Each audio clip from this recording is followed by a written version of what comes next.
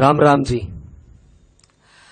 आज की जो चौपाई मैं लेके आया हूं वो हमें जीवन कैसे जीना चाहिए उसका मार्ग प्रदर्शित कर रही है।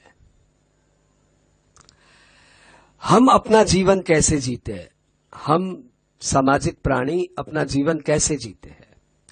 हम सबसे पहले एक जीवन का लक्ष्य तय करते हैं कि भाई मुझे अपने जीवन में 50 करोड़ रुपए कमाने हैं। सबसे पहले हम लोग अपने जीवन का एक लक्ष्य तय करते हैं और फिर उस लक्ष्य के पीछे हम लग जाते हैं और हर दिन सुबह शाम अपने प्रभु से प्रार्थना करते हैं कि प्रभु ये मेरे जीवन का उद्देश्य है, मेरा साथ दीजिए, मेरे साथ चलिए, मेरे को संभाल लीजिएगा। और इस तरीके से हम अपने प्रभु को अपने साथ लेके चलते हैं। मतलब हमारे जीवन में सबसे आगे चल रही है माया, हमारा उद्देश्य। क्योंकि ज्यादातर प्राणी अपने जीवन का उद्देश्य कोई न कोई माया का ही रूप लेते रखते हैं।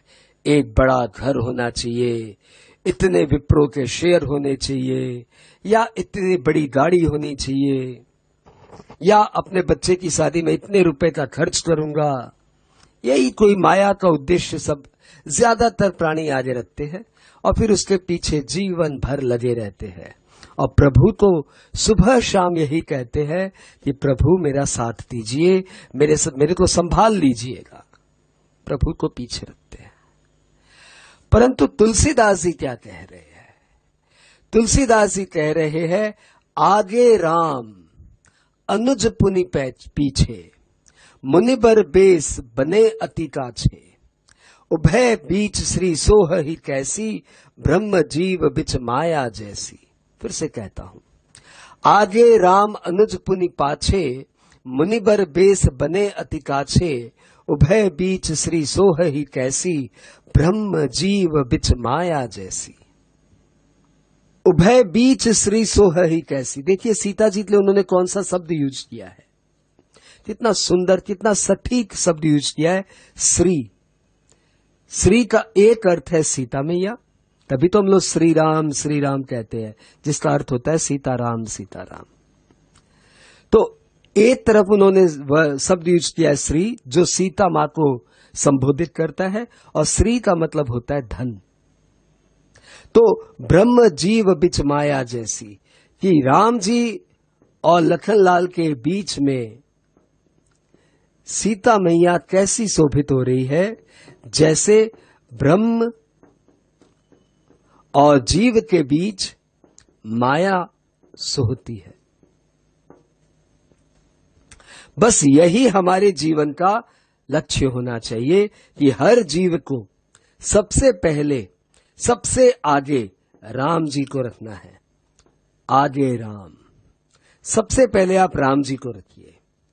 अब राम जी आपके जीवन का जो उद्देश्य तय कर दे, राम जी आपको इस माया रूपी संसार में जिस तरह से जियाए वैसे आप जीते जाइए, परंतु सबसे आगे उद्देश्य में अपने राम जी को रखिए।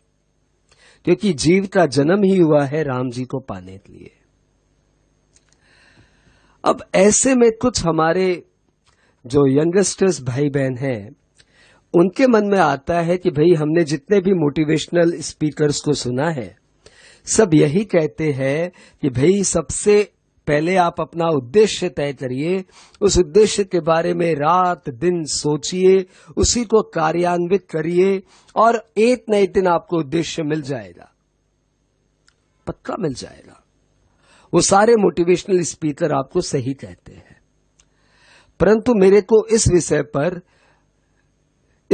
पर मुझे श्री रामकृष्ण परमहंस की एक बात याद आती है। वो एक कहानी सुनाते हैं कि एक लड़के को लॉ की पढ़ाई करने का, कानून की पढ़ाई करने का मन हुआ। उसने बहुत दम लगा के कानून की पढ़ाई की, दिन रात एक ही बात सोचता, मुझे कानून का एक बहुत बड़ा जज बनना है, और वह लगा रहा। बहुत जल्दी वह जज बन गया और जज बनने के बाद वो उन्नति के आगे चलता गया। पहले लोअर कोर्ट का जज, फिर सीनियर कोर्ट का जज, फिर हाई कोर्ट का जज और सुप्रीम कोर्ट का जज बना। परंतु जीवन के अंत में जब उसका अंतिम समय आया तो उसे यह प्रतीत हुआ कि मेरा जीवन व्यर्थ ही गया।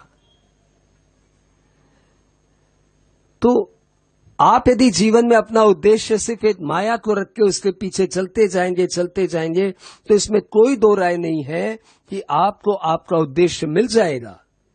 परंतु इसमें भी कोई दो राय नहीं है कि जीवन के अंतिम समय में आपको यह जरूर अनुभव होगा कि आपका जीवन व्यर्थ ही गया। क्योंकि हर प्राणी को, हर अंतरात्मा को पता है कि जीवन का असली उद्देश्य है राम जी को पाना। रामसुख परमहंस जी की एक और मुझे बात याद आती है। वो कहते हैं कि राम जी को आप एक मानिए और जितनी भी माया है ना उससे आप शून्य मानिए। अब देखो वो कितना अच्छा अंकों का खेला बताते हैं। बोले यदि आप अपने जीवन में माया माया माया माया माया सोचेंगे और अंत में एक लिखेंगे तो अंत में राम जी को रहेंगे, पीछे राम जी को रखेंगे, तो इसकी कोई वैल्यू नहीं है। इन माया की कोई वैल्यू नहीं है, इन माया का कोई मतलब ही नहीं है। परंतु यदि जीवन में सबसे आगे राम जी को रखेंगे और फिर माया लगाएंगे तो इन सारी मायाओं का बहुत बहुत अर्थ होते जाएगा। जैसे जैसे माया बढ़ती जाएगी वैल्यू बढ़ती जाएगी।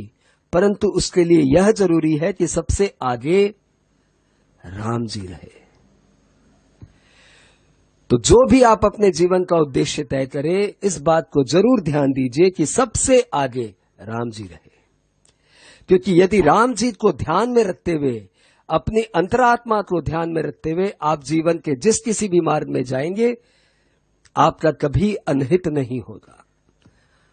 और माया को यदि आगे रख के यदि आप अपने जीवन में चलेंगे तो हो सकता है कि आप किसी गलत रास्ते पे चले जाएं। उभय बीच श्री सोह ही कैसी, ब्रह्म जीव बिच माया जैसी। राम राम।